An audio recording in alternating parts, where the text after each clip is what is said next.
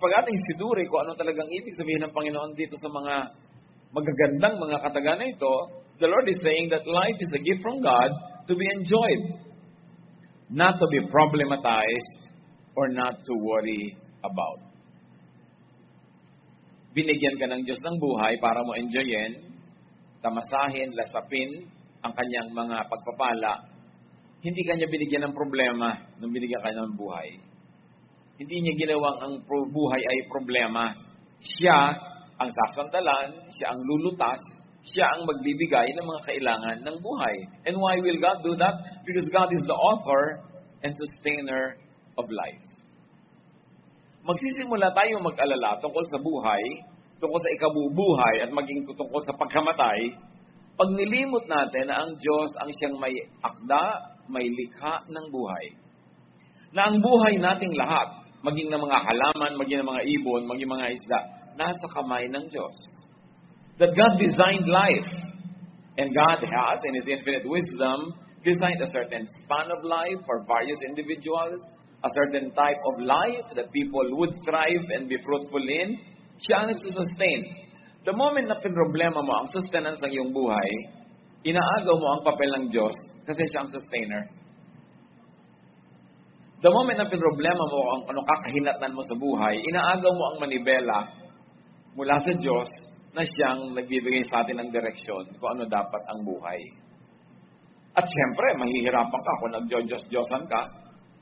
Napakabigat naman na dalahin yung ikaw yung nagbabahala sa buhay mo.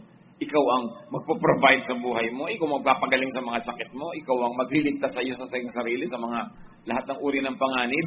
Oras sa pinapel mo yon, may stress ka. Dapat huwag nating makalimutan na papel yon ng Diyos. May papel din tayo, pero hindi yung para tayo ang manguna. God is the one who gives and takes away life. Maraming mga tao, especially pag above 40 na, nagiging very aware of death. Kaya kinakatakot niya yung kamatayan. Paano kaya ako mamamatay? Saan kaya? Aksidente kaya? Sakit ba? O ano ba? Infeksyon? Pinoproblema nila samantalang papel ng Diyos na mag-assign kung paano ka mamamatay. Siyempre, lahat ng tao mamamatay, may paraan. It will only be another way.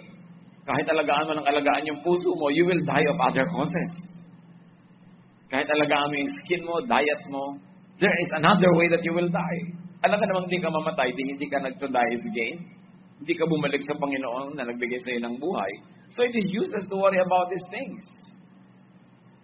At nakita niyo naman ang tao, kung minsan, naghihingalo na, tapos 9 na buwan na pala naghihingalo. Yung isang taong ang lusog-lusog all these months, biglang siya ang na-heart attack, namatay bigla. Paano malalaman kung sino? Huwag mo nalang isipin, kasi nasa Diyos yun. Ang mahalaga, asikasuhin mong mabuhay, at pag binawian ka na ng buhay, edi bawian. Period. Pero hindi ka pa binabawian, iniisip mo na araw-araw, linggo-linggo, buwan-buwan, ilang limong beses kang parang nabawian ng buhay. Samantala yung actual na pagbawi, minsan lang. Ilang minuto, pag pinagdugtong-dugtong, ilang oras, yung pag-aalala mo tungkol sa iyong kamatayan, samantalang ang tunay na kamatayan na less than 1 second, yung sa iyo ang piano anak, matay. Di ba? Sandali lang mamatay. Pero pag lagi mong iniisip araw-araw kung paano, humahaba tuloy, napapa-fast forward, hindi pa naman dapat. It is useless to worry about something not in your hands. Something beyond your control. Yan hindi na iniisip pa. Yung iba ayaw pa mag-abroad, baka daw abutan abroad. Mano naman ko, abutan ka abroad. Diba? Problema na ng mga naiwan nyo kung paano ka babawiin.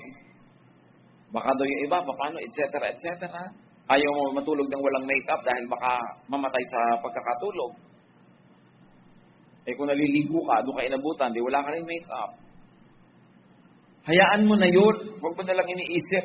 Nasa kamay yun ng Diyos. Trust God.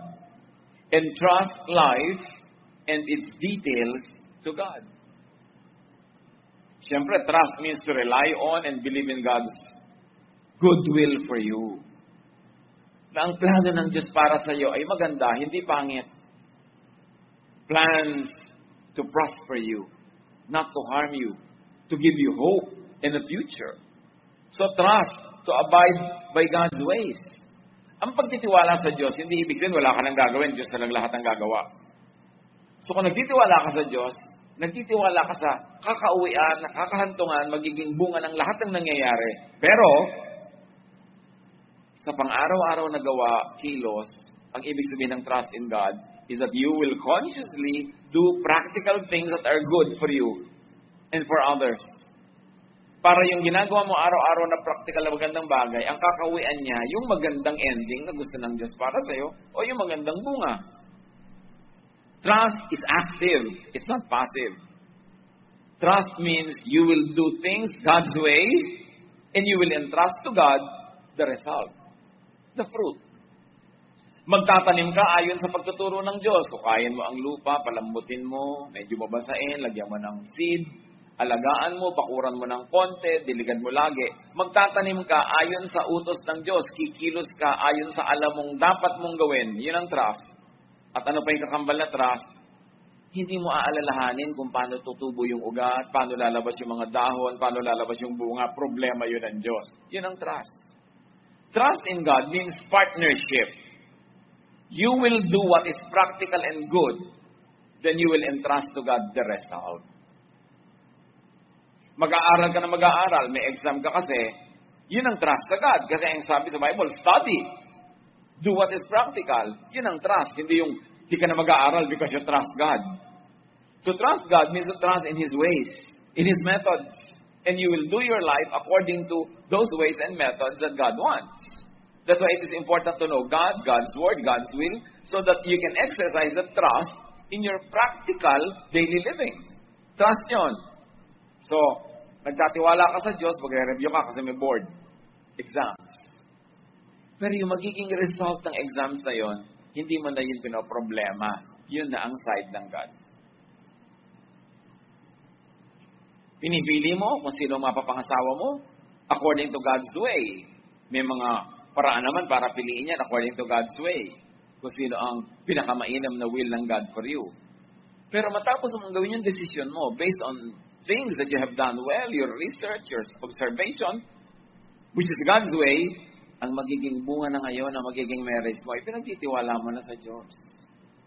Partnership yung trust. At yun ay tinuturo ni Jesus, trust God. Because God is the author of your life. God knows you more than you know yourself. God knows the future. You don't. So why are you worrying about something you don't know and cannot know anyway? Kaya maraming negosyo yung mga horoscope, mga manghuhula, dahil it feeds on people's fear, people's interest in what cannot be known. Matthew 6:27-30. Can worry make you live longer? Why worry about clothes? Look how the wildflowers grow. They don't work hard to make their clothes. But I tell you that Solomon, with all his wealth, wasn't as well clothed as one of them. God gives such beauty to everything that grows in the fields, even though it is here today and thrown into a fire tomorrow. Will He surely do even more for you? Why do you have such little faith? At nagbigay siya ng napaka-common na example because the people in his time and place were always surrounded by lilies, by beautiful flowers. So sabi niya, tingnan niyo yung mga bulaklak. Hindi naman sila nag-aalala tungkol sa kung anong kulay nila, anong isusuot nilang damit. Pero ang Diyos, kahit damo lang sila, nabuhay ngayon, bukas, patay na, sinisigan na, pinapaganda pa rin sila. Ikaw pa kaya ang hindi pagandahin ng Diyos? Hindi lang yung kagandahan talaga ang concern dito. Ang tinutukoy ni Jesus is, why worry about non-essentials? Why worry too much about things like clothes, for instance? Why worry too much about things that are not really directly related to your life and to your well-being? Ang pinapakita dito ng Panginoon, mga kapatid, marami tayong iniisip na hindi naman dapat pinag-iisip masyado. Maraming inaalala na hindi naman masyadong mahalaga. One time, I was having a meal with a family of some means. Siguro may bago silang kasambahay, ibinaba yung tasa ng aking kape sa maling side. Siyempre, ang kape, kanan ba, kaliwa, ang tinidor, ganito ba, ganyan, saan ilalagay. Nung nailapag nitong si Bining, ang aking tasa sa maling side, kitang-kita ko na inirapan siya ni Donya, friend ko. At talaga, sinabi ko na sa'yo kung saan mailalagay ang tasa. Pero nakabangiti siya kote, mabait na ganun na effect, no? Namutla na tuloy itong si babaeng nag-abot ng maling tasa. Siguro, relax, it's okay. Yun ang ibig sabihin. Marami namang bagay na hindi mo na dapat problemahin. Siyempre, gusto mong ipakita na marunong ka kung saan ilalagay, na tama ang nangyayari sa bahay mo. Kaya tuloy pag may konting mali, nagagalit ka na. Not because it is important, but because it appeals to your pride. You want to say na, ay, alam ko yan, in my house, everything is perfect. So, maraming bagay tayo mga kapatid na pwede namang hindi napansinin, palampasin na lang. Don't worry about such things. Kung magkakaroon kayo ng bisita, nakaka-stress. If you want to impress. So, huwag na lang magpa-impress. But it's okay to want to please guests. Magkaiba if you want to impress or to please. Pero sa labas, mukhang pareho lang. Pero anong laman ng puso mo? Gusto mo talagang magbigay ng kasiyahan o magyabang? Ano ba talaga? Pag pinag-aaral mo ang iyong anak, talagang papatayin mo siya para maging first honor? Aawayin mo yung teacher pag nabigay ng mababang grade? Stress na stress ka pag lagi mong ini-engineer kung anong dapat maging ending. Kaya merong mga, kailangan maging successful engineer ako tulad ng uncle ko. Hirap na hirap sila ng kagagapang ng mga kondisyones, kai-invento ng mga sitwasyon para lang marating nila yung gusto nilang marating. Samantalang, relax, just do your best at mararating mo yung gustong paratingin sa'yo ng Diyos. Diyos na magdadala sa'yo, pwedeng hindi doon, pero dito. Pero para pilitin mo maging doon, may kukopihin ka, may stress ang buhay mo. You will always worry. Katulad halimbawa ng mga misis na pag middle age na, biglang si Mr. tingin-tingin na sa 14 anyos. So si Mrs. ngayon magmumukhang 12 anyos pilit. Paano man naman gagawin yun? Nakakapagod magmukhang 12 anyos kung 46 ka na. So yung mga hindi mo na dapat isipin yan. Just be a good 46-year-old wife. Because ang katangian mo is yung wisdom mo, yung karunungan mo, yung pinagsamahan nyo. Hindi maging 14 ka dahil hindi ka na pwede maging 14 kahit anong lundag ang gawin mo. Mapapagod ka lang. So sinasabi ni Jesus, why worry about clothes? And it's not really just about clothes. Why worry about what you are worrying now? Think of what you are worrying about now. Talaga bang dapat ipag-worry? Dapat ka ba talaga maging top sa exam? Ang daming nabubuhay sa mundo, hindi naman nag-top. Yung mga, hindi nga naman valedictorian, naging bulok-tutorian pa. Pero masaya din naman sa buhay. Kailangan ba talaga lagi kang panalo? Lahat ba talaga ng panalo sa buhay? Masaya. Kailangan ka ba talaga ma-stress? Kaya yung sinasabi ni Lord, why worry about such things? Ito mga damo, kahit damo maganda. Ikaw pa ang hindi pagandahin ng Diyos. So huwag ka mag-alala dyan sa mga bagay na hindi mo dapat problemahin. Yung iba pa, ang gusto ko po sana kung mamamatay ako, yung nakahiga lang ako sa kama, nakapajama. Parang natutulog lang pag ibinurol. Anong magagawa mo kung iba ang naging kamatayan mo? Natalsikan ka na isang balting mantik ang kumukulo, naging chicharong bulaklak ang itsura mo. Paano yun? Namatay ka rin naman, di ba? Pareho lang. Don't worry too much. Kasi ang warrior, ang susunod niyang gagawin, kaya siya napapagod, ang warrior nagiging controller.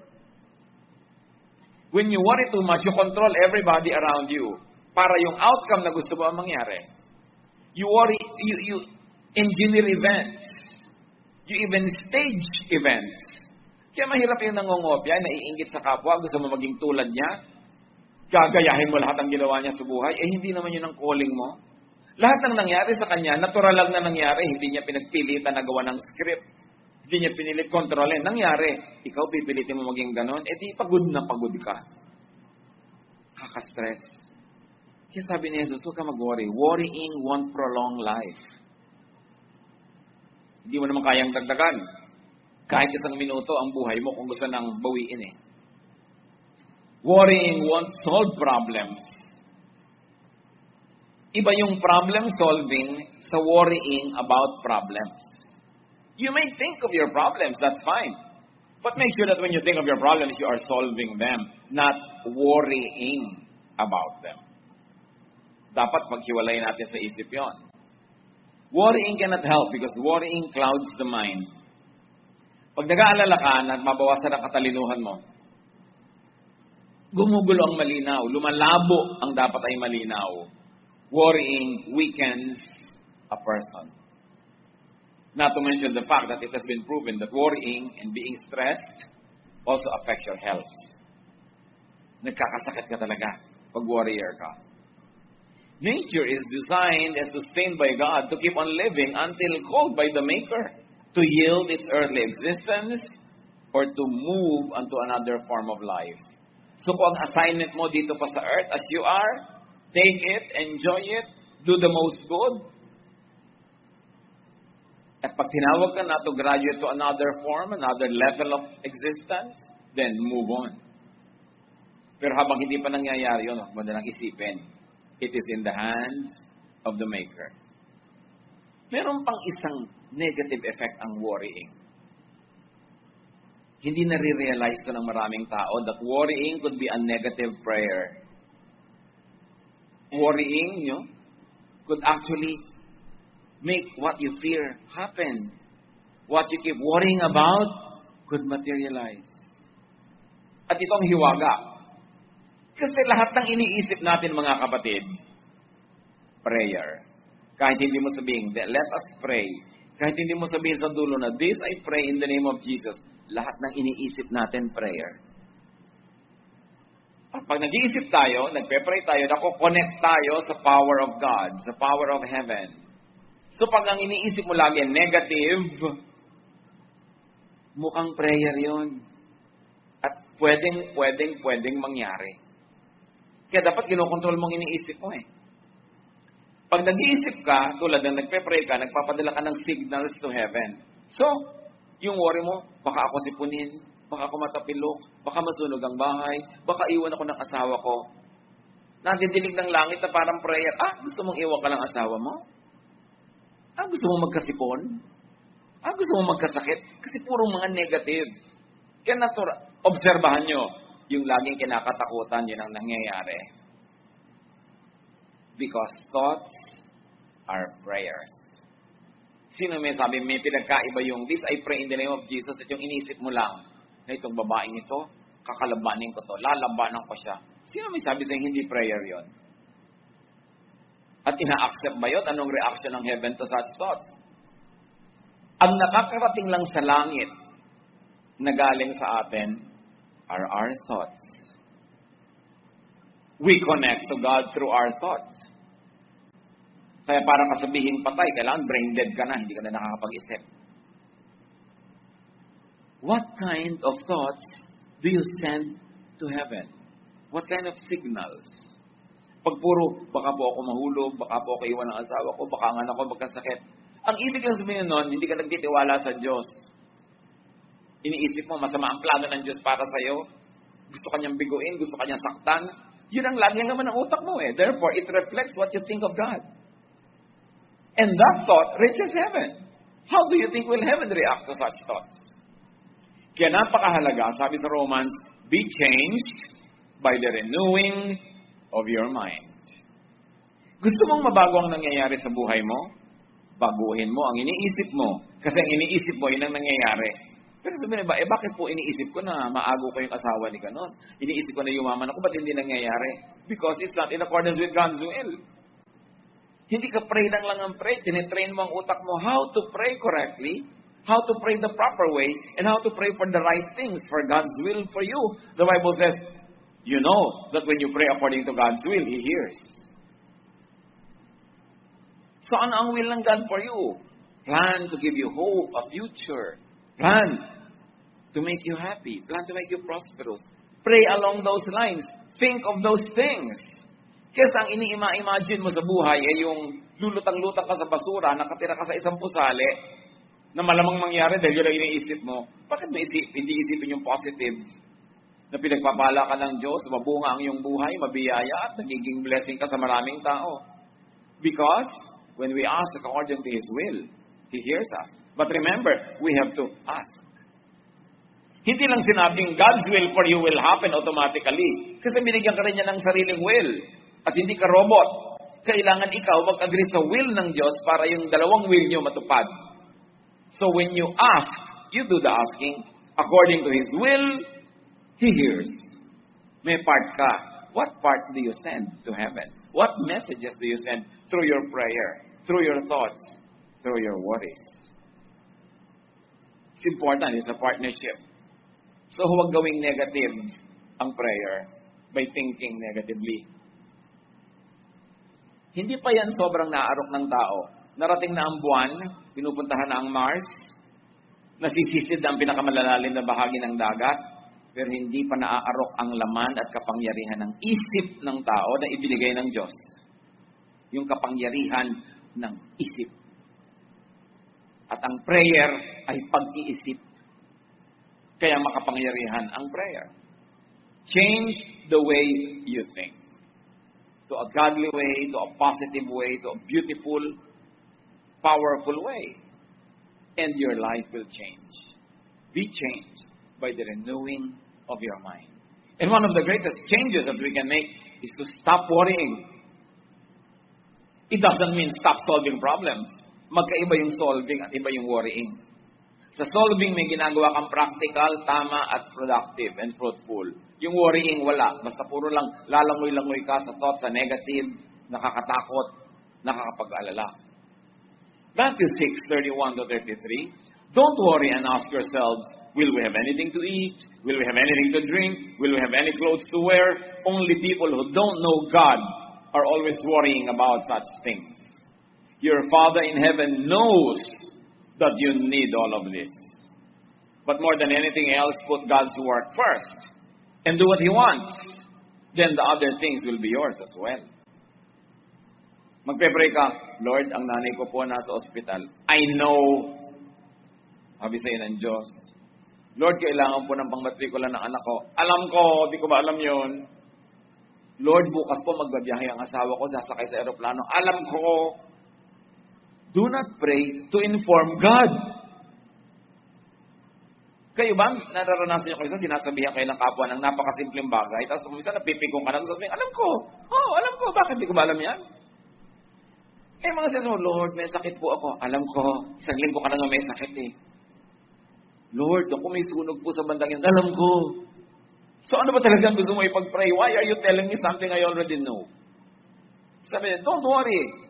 Don't ask crazy questions. Don't ask questions that don't really matter. Sabi niya, only people who don't know God worry and ask about these things. Do you know your God? Yes. Therefore, alam mo, dapat na alam ng Diyos ang kalagayan mo. Ba't ini-inform mo pa? Sabi niya, itong gawin nyo.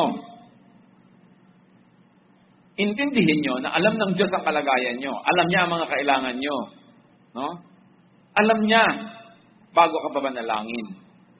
Ang atupagin ninyo, sabi sa verse 33, put God's work first and do what He wants.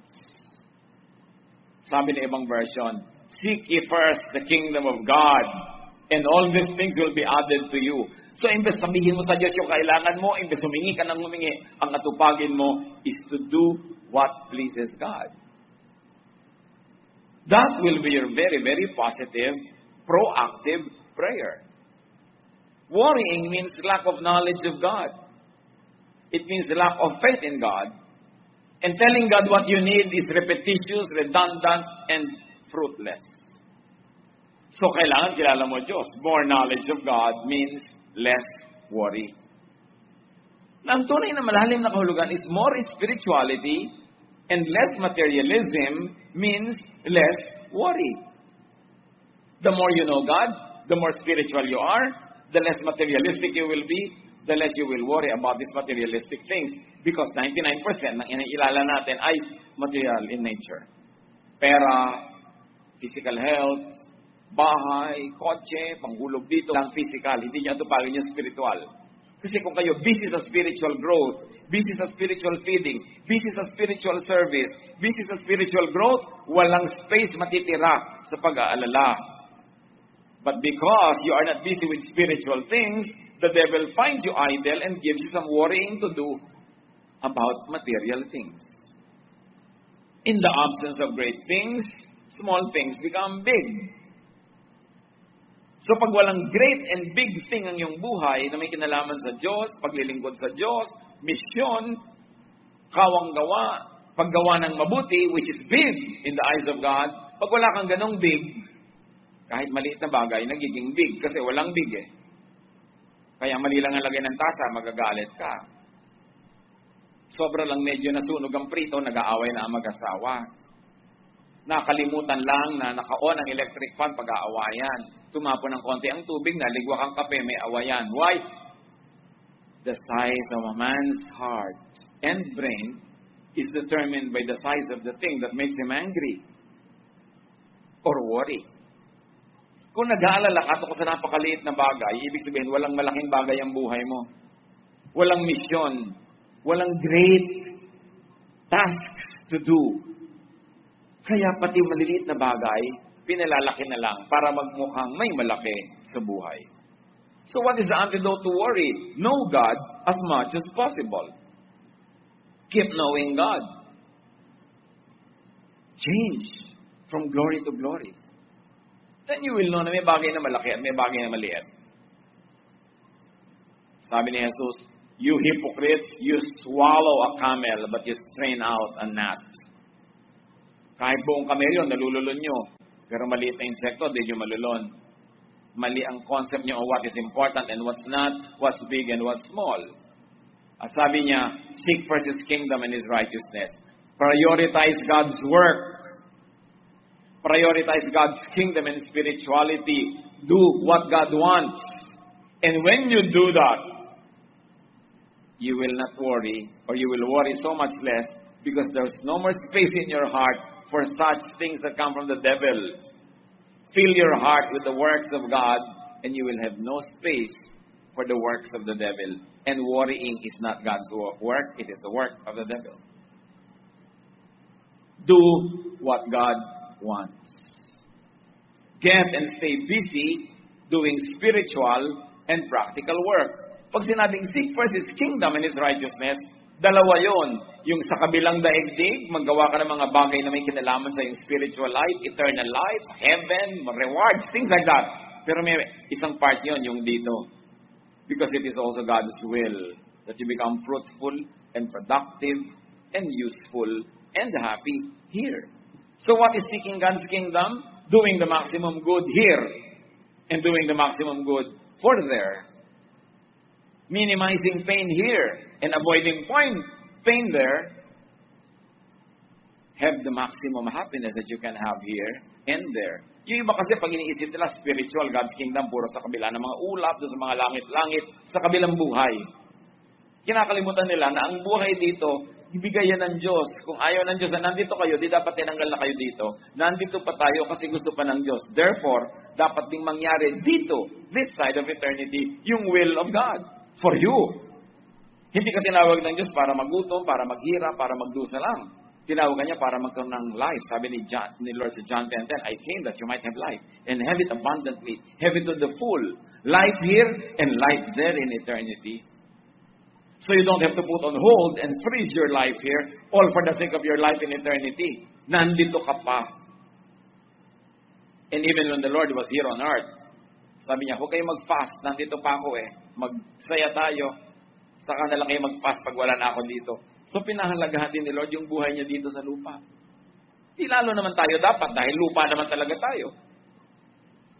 Prioritize that and you will have less energy for worry. Leave no space for the devil. Leave no space for worry. Sabi sa Bible, give the devil no foothold. Huwag niyong hayaang may tungtungan, may kapitan. Dahil pag nangyari yon, hindi na siya aalis. Do things that are spiritual for inner strength and peace. Do things that are practical for productivity, fruitfulness, and for your provisions. Yung iba naman kasi, kaya nagwo-worry about their future, wala naman silang ginagawa ngayon. Hindi nagtatanim, pwede ka talaga mag-worry kung anong aanihin mo bukas. Pero pag nagtatanim ka na ngayon, ginagawa mo yung best mo, huwag ka na mag-worry about the future harvest. Trabaho na yun ng Diyos. Many people have to worry because they're not doing what they should be doing so that they don't need to worry. So may part ka dyan. Do what is practical. Kaya nga yung woman of Proverbs 31, sabi, she can laugh at the days to come. Pinagtatawanan lang niya yung mga gastos na darating in the future. Why? Kasi una, may savings siya. Pangalawa, patuloy siyang kumikita. At may mga investments siya na bukas, kikita. At habang natutulog siya ngayong gabi, kumikita. She can laugh at the days to come. Ngayon, kung wala kayong katanim-tanim about the future, talagang you cannot laugh at the days to come. You will worry. And because God does not want us to worry, it means that God wants us to do something practical now, plant good things now, so we don't worry about tomorrow. Hindi yan bahala na ang Diyos kinabukasan, wala kang gagawin ngayon. Gawin mo ang kaya mong gawin, ipasa Diyos mo ang bunga, then you don't worry. Matthew 6:34, idiniin ni Lord, don't worry about tomorrow. It will take care of itself. You have enough to worry about today. So, isort out yung mga kapatid, ang mga worries nyo ba tungkol bukas? Pang-enroll sa June, well, kung may sinave ka, may itinanim ka, may investment ka, pwede ka matulog ng mapayapa dahil may inaasahan ka. Ngayon, wala kang ginawa kahit ano, talagang medyo mag-worry-worry ka na dyan. Wala ka palang ginawa. Meanwhile, pwede ka pa rin sobrang bigyan ng Diyos ng kabaitan na magkaroon pa rin. Pero, hindi katulad nung may tinanim ka kasi ang utos si Lord at sabi niya, if you plant, you will harvest. So, kailangan magtanim ka. Kabutihan, kagandahang loob, investment, savings. Worry natin about the future. Paano tayo mamamatay? Ano magiging sakit natin? Magiging mahusay bang ating manugang? Aalagaan ba tayo ng mga anak natin pagtanda natin? Ang layo pa nun, sabi ni Jesus, huwag niyong isipin yan. Malay mo naman, mamaya mamatay ka na. Huwag naman muna sana, pero malay mo. So bakit inaalala mo ang layo-layo? Sayang ang pagod mo. Live one day at a time. Most worries are about the future. A day well lived is a good foundation for the next day. You want that you don't worry about tomorrow? Live well today. Yun lang. Plant a little, harvest a little, eat a little, enjoy a little, help people a little, and that will be a good foundation for your tomorrow. Mamumunga yun lahat bukas. So, alagaan mo yung bukas ngayon. Hindi yung ngayon pa lang, iniisip mo yung paano yung bukas na hindi mo pa naman nararating. Just live well today. Work enough. Plant enough. Enjoy enough. At kung bawian tayo ng buhay, hindi na tayo abutan ng bukas, wala tayong panghihinayangan because we lived well today. We don't know what our last day and when it will be. Nobody knows that. Kaya sabi ni Lord, don't worry about tomorrow. You don't even know what the day may bring forth. Ang pangako ni Lord na grasya, na sapat, grasya para sa mga needs today. Pero pag yung grasya niya today, hinati mo for today and for tomorrow's needs, dahil inaalala mo yung tomorrow, kalahati lang yung enjoyment mo ngayon, kulang yung grasya. At kinabukasan na naman, kalahati na naman yung enjoy mo dahil iniisip mo na naman yung bukas. When you worry about tomorrow, you are depriving of yourself of joy today. Live today. For today. Do the most good. Minimize pain. Maximize happiness. Whether or not you have a long or a short earthly life won't matter because you should not count your life in years. But you should count the life in your years. Not the years in your life. Kahit mahaba ang buhay, kung walang katuturan, wala rin. Pero kahit maiksi, kung punong-puno ng buhay, even 10, 20, 30 years. Could be 3 lifetimes of other people who don't do anything. So sabi niya, live for today. Mga kapatid, pag-isipan natin, ano po ang mga inaalala nyo lagi? Sabi niya, come to me all of you who are tired and heavy laden, I'll give you rest. Ibaba niyo yung mga binubuhat nyo, kaya kayo nabibigatan.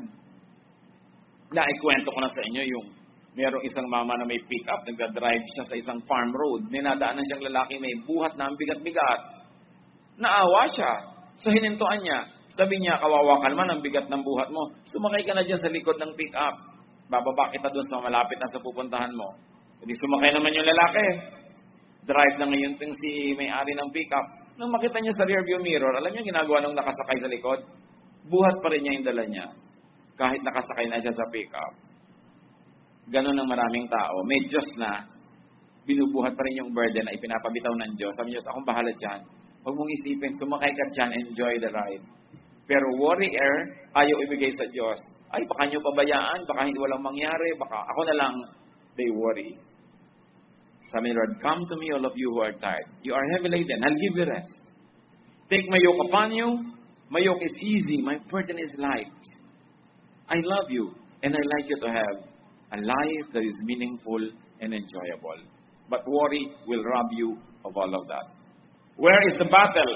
Sabi sa Bible, our battle is not against flesh and blood, but against principalities, against powers in the air. And if you really like to understand it, our battle is in the mind.